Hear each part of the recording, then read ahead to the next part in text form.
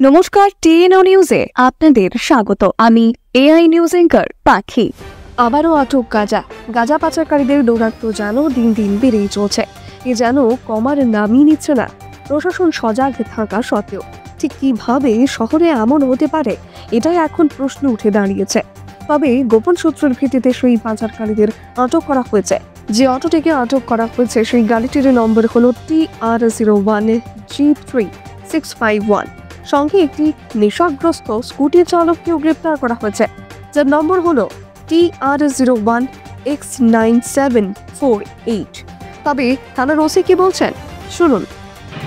আজকে দুপুর অনুমান একটার সময় আমরা একটা খবর পাই যে দুর্গাবাড়িতে TR01G3651 একটা অটো দিয়ে কিছু কন্ট্রাব্যান্ড গুডস নিয়ে আসছে। সেই মোতাবেক আমরা একটা এখানে এমবুশ বসে গাড়ি চালককে আটক করি এবং গাড়ি চালকের সাথে আরও একজন ছিল এবং তাদের গাড়িতে তল্লাশি চালিয়ে আনুমানিক 10 কেজি শুকনো গাঁজা উদ্ধার করা হয়।